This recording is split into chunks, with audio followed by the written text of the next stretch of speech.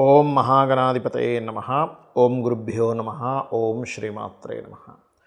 పరమేశ్వర స్వరూపమైనటువంటి జ్యోతిష, వాస్తు మరియు ఇతర అనేకమైనటువంటి శాస్త్రములను మనకు అందించినటువంటి మహర్షులకి నమస్కారం. హయగ్రీవ హయగ్రీవ హయగ్రీవేతియో వదేత్ తస్య నిస్సరతేవాణి జనుగన్యా ప్రవాహవత్. అరుణాం కరుణాతరంగితాక్షీం ధృతపాశాంకుశపుష్పబాణచాపాం అనిమాదిభిరావృతాం మయూకైః అహమిత్యేవ విభావయే భవానీం. శ్రీమాత్రే నమః. ప్రేక్షకులకి ఆ లలితాంబిక అమ్మవారి యొక్క అనుగ్రహం పరిపూర్ణంగా కలగాలన్న స్ఫూర్తి కోరుకుంటూ ఈరోజు ఈ వారం యొక్క గ్రహస్థితి ఏ విధంగా ఉంది అని చెప్పి చూసుకున్నట్లయితే 29వ తేదీ నుంచి 4వ తేదీ వరకు ఉన్నటువంటి గ్రహస్థితిలో వృషభంలో గురువు, కర్కాటకంలో కుజుడు, కన్యారాశిలో కేతువు, వృశ్చికంలో చంద్రుడు బుధుడు ఉండి ఈ యొక్క చంద్రుడు 4 రాశులు తిరుగుతున్నాడు. వారానికంటే కుంభంలోకి చేరుకుంటున్నాడు. ధనస్సులో రవి, అదేవిధంగా కుంభరాశిలో శుక్రశనులు ఉన్నారు. మీనంలో రాహు ఉన్నాడు. ఈ యొక్క గ్రహస్థితిని అనుసరించి ఈ వారం రోజుల పాటు మనకి న్యూ ఇయర్ కూడా రాబోతుంది. కాబట్టి ఎటువంటి ఫలితాలు జరగనున్నాయి, ఏ లగ్నం తెలియని వారు రాశి వారికి ఎటువంటి జాగ్రత్తలు తీసుకోవాలి చెప్తుంది నేనైనప్పటికీ కూడా చెప్పిస్తుంది సాక్షాత్ లలిత అమ్మవారిగా భావిస్తూ ఒక్కొక్క లగ్నం గురించి మనం తెలుసుకుందాం. మీనలగ్నము, మీనరాశి. మీనం వారి కనుక చూసుకున్నట్లయితే రాశిలో రాహు యొక్క సంచారం జరుగుతుంది. ఎప్పుడైతే రాశిలో రాహు యొక్క సంచారం జరుగుతుందో ఇది ఇచ్చేటువంటి రిజల్ట్ పర్టికులర్గా కొంత భ్రమని, ఏదో సంథింగ్ ఇది ఏమవుతుందో ఏంటో అనేటువంటి చిన్న ఇదిని ఇస్తూ ఉంటుంది. ఇక మీరు ఫైనాన్షియల్ మ్యాటర్స్ విషయంలో కనుక చూసుకున్నట్లయితే ధన సంబంధించినటువంటి విషయాల్లో ఇక్కడ కుజుడు 4లో ఉన్నందుకు, 4 వైపు వస్తున్నందుకు ప్రధానంగా ధనాధిపతి కుజుడు ఎవరైతే ఉన్నారో 5 నుంచి 4లోకి వస్తున్నందుకు ఏదైనా ప్రాపర్టీ డీల్ మూలంగా ధనయోగం ఇస్తున్నాడు. అది కాకుండా మీకు లగ్నాధిపతి కూడా 3లో వక్రించి 2లోకి వస్తున్నాడు కాబట్టి ఆ రూపంలో ధనయోగాన్ని ఇవ్వడము. సంతాన సంబంధించినటువంటి విషయంలో, సంతానానికి సంబంధించిన నిర్ణయాల విషయంలో, రాజకీయ విషయాల్లో ఈ వారం పర్టికులర్గా మొదటి 4 రోజులు కొంచెం జాగ్రత్తగా ఉండండి. అలాగే ఈ వారం మీరు ఏదైనా చదువుకు సంబంధించిన విషయంలో కూడా, అంటే ఏదైనా ఒక కొత్త కోర్సెస్ తీసుకోవడము, లేనట్లయితే లాంగ్ జర్నీ చేసేటప్పుడు ప్రధానంగా మొదటి 4 రోజులు కొంత జాగ్రత్తగా ఉండాలి వారంలో. అలాగే వివాహ నిర్ణయాలు, వివాహ సంబంధించినటువంటి విషయంలో కొద్దిగా జాగ్రత్తగా చూసుకొని నిర్ణయాలు తీసుకోవాలి. బికాజ్ ఆఫ్ సప్తమంలో కేతు ఉన్నందుకు. అలాగే మరొక విషయం ఏంటంటే ఇక్కడ దశమ రాహు, దశమ రవి ఎవరైతే ఉన్నారో, లగ్న రాహు, దశమ రవి ఎవరైతే ఉన్నారో, ఇది గవర్నమెంట్ అండర్టేకింగ్ లేదా గవర్నమెంట్ జాబ్స్ కోసం ప్రయత్నం చేసేటువంటి వారికి ఇది చాలా అనుకూలంగా ఉంటుంది చెప్పాలంటే. 12లో శుక్రుడు, శని ఉన్నందుకు కాస్త ఎక్కువ ఖర్చులు అవ్వడం, ఇంపోర్ట్ ఎక్స్పోర్ట్ బిజినెస్ ద్వారా కలిసి రావడం, మరియు అదేవిధంగా చూసుకున్నట్లయితే ఈ 4వ స్థానంలో కుజుడు వస్తున్నందుకు ప్రధానంగా కొంత వివాదాస్పదమైన ల్యాండ్స్ ఏదైనా తీసుకునే ఛాన్సెస్ ఉండడం చూపిస్తుంది. కాబట్టి ఈ యొక్క విషయాల్లో కాస్త జాగ్రత్తగా ఉండండి. ప్రధానంగా మీకు లగ్నంలో రాహు ఉన్నాడు, ధనాధిపతి కాస్త నీచబడి వక్రించి ఉన్నాడు, 12వ స్థానంలో శని శుక్రుడు ఉన్నందుకు ఏదో తెలియని ఒక స్టేట్ ఆఫ్ మైండ్ అంటారు, ఏదో తెలియని ఒక స్ట్రెస్లో ఉన్నట్టు, ఏదో అయిపోతుందేమో అనే ఊహల్లో ఉన్నట్టుగా నడుస్తూ ఉంటుంది. కాబట్టి ఈ యొక్క విషయంలో కాస్త జాగ్రత్తగా ఉండండి. ఇక మీరు చేయవలసినటువంటి దేవత ఆరాధన రాజరాజేశ్వరి అమ్మవారి యొక్క ఆరాధన చేయండి, అన్ని విధాలు బాగుంటుంది. కొత్త సంవత్సరంలోకి అడుగు పెట్టబోతున్నాం కాబట్టి ఈ వారంతో జాతకం తెలిసిన వాళ్ళు కావచ్చు, తెలియని వారు కావచ్చు, ముఖ్యంగా తీసుకోవాల్సినటువంటి జాగ్రత్తలు ఏమిటి గుర్తుపెట్టుకోండి. ఇక్కడ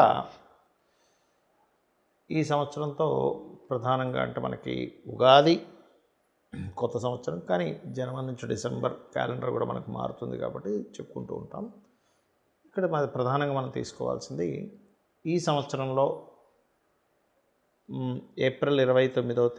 మార్చి 29వ తేదీ నుంచి శని మారుతున్నాడు. ఈ శని ఇక్కడికి వెళ్ళిపోతాడు మార్చి 29వ తేదీ నుంచి. గురువు మే 15వ తేదీ నుంచి మారుతాడు. కేతువు, రాహు ఇద్దరు కూడా మే 30వ తేదీ నుంచి కేతువు ఇక్కడికి, రాహు ఇక్కడికి వెళ్తున్నాడు.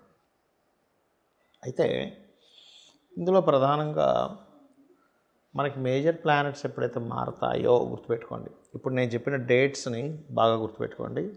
ఈ మే 30 రాహుకేతులు మారుతున్నారని చెప్పుకున్నాం కదా. మే 30కి జూన్ నుంచి ఇంక రాహుకేతులు ఇక్కడికి వచ్చేస్తారు. కాబట్టి ఎప్పుడు కూడా ఒక గ్రహం మారేటప్పుడు, గోచారంలో గ్రహాలు మారేటప్పుడు రాహువు కేతు ఒకటేసారి మారుతారు ఎప్పుడు, ఎందుకంటే ఆ రెండు నోట్స్ కాబట్టి. మీ జన్మజాతకంలో మీకు గనక రాహు దశ కానీ కేతు దశ కానీ నడుస్తున్నట్లయితే ఖచ్చితంగా రాహుగ్రహం దగ్గర కేతుగ్రహం దగ్గరికి వెళ్ళి దీపారాధన చేయండి. మరి రాహుదశ కానీ కేతు దశ కానీ నడవకపోతే చేయాలా వద్దా అంటే చేయాలి. ఎందుకంటే కాలం మారుతున్నప్పుడు మనం ఎలా అయితే కొన్ని జాగ్రత్తలు తీసుకుంటామో, same as it is Rahu కాలానికి కారకుడు, కేతువు మోక్షానికి కారకుడు. కాబట్టి మీకు ఆ మహాదశ నడుస్తున్నా నడవకపోయినా కూడా ఈ జాగ్రత్తలు ఖచ్చితంగా తీసుకుంటూ గణపతి ఆలయము మరియు దుర్గాదేవి ఆలయాన్ని సందర్శించండి. రాహుకేతులు మారే రోజు లేదా ముందు నుంచి ఒక వారం రోజుల ముందు నుంచి వెళ్ళినా సరే ఆ గ్రహాలు మీకు ఇచ్చేటువంటి ఫలితాలు కంప్లీట్గా పాజిటివ్ ఫలితాలు ఇస్తాయి. ఎలాంటి పాజిటివ్ ఫలితాలు ఇస్తాయి? ఒకవేళ రాహువు దగ్గర కనుక మీరు దీపారాధన, కేతు దగ్గర దీపారాధన చేస్తాయంటే, రాహువు దగ్గర దీపారాధన చేసి దుర్గా ఆలయానికి వెళ్ళడం ద్వారా విదేశీ సంబంధించినటువంటివి ఏవైతే మీరు ప్రయత్నాలు చేస్తుంటారో, అంటే విదేశాలకు వెళ్ళి ఉద్యోగం చేయడము, లేదా విదేశాల్లో స్థిరపడాలని చేసేటువంటి ప్రయత్నము, లేదా సాఫ్ట్వేర్ రంగాల్లో స్థిరపడాలని చేసే ప్రయత్నం, ఇవన్నీ కూడా కలిసి వస్తాయి. మరి కేతు వల్ల ఏమిటి అంటే, ఇక్కడ మీరు ఆటంకాలు ఏవైతే అనేకమైన ఆటంకాలు ఉంటాయి, విద్యలో కావచ్చు, వివాహంలో కావచ్చు, లేనట్లయితే సంతానాన్ని పొందేటువంటి విషయంలో కావచ్చు, ఒక ఉద్యోగాన్ని పొందే విషయంలో కావచ్చు, ఒక కన్స్ట్రక్షన్ చేసే విషయంలో కావచ్చు, జరుగుతున్నటువంటి ఆటంకాలు చాలా మటుకు తగ్గుతాయి మీరు కేతుగ్రహం దగ్గర దీపారాధన చేయడము మరియు గణపతి ఆరాధన చేయడం వల్ల.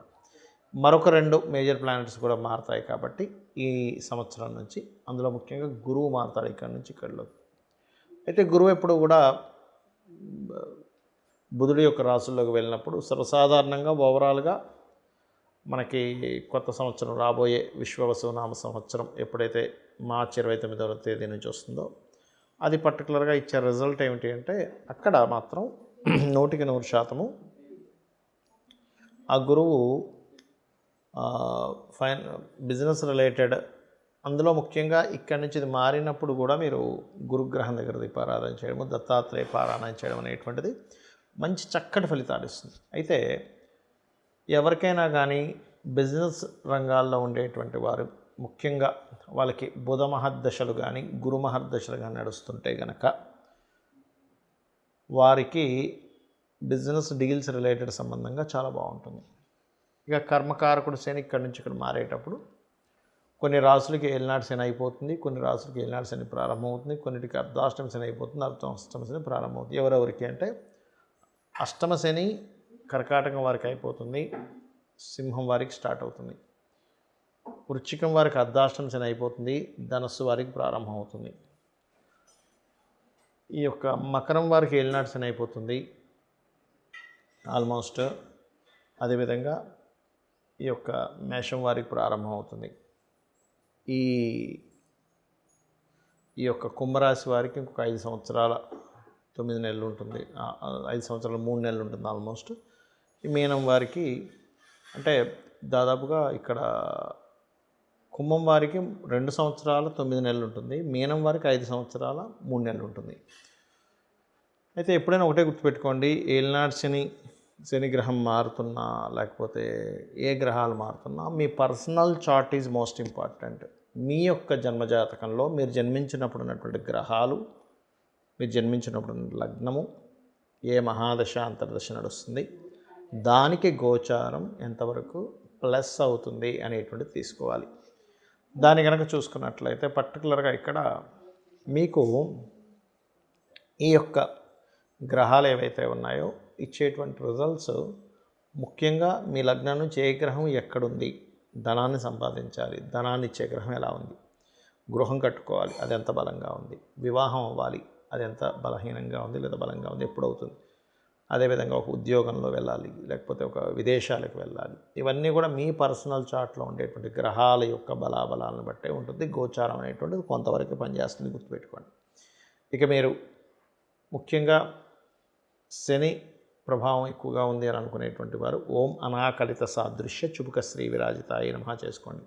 రాహు ప్రభావం ఎక్కువగా ఉందనుకునేవారు ఓం దుర్గాయ నమః అనుకోండి. కేతు ప్రభావం ఎక్కువగా ఉంది, ఆటంకాలు కలుగుతుంది అనుకునేవారు ఓం గం గణాధిపతయే నమః అని చేసుకోండి. గురువు అనుగ్రహం బాగా కావాలనుకునేటువంటి వారు జయ గురుదత్త, శ్రీ గురుదత్త అనే నామస్మరణ చేయండి. అన్ని విధాలా మీకు బాగుంటుంది. శ్రీమాత్రే నమః.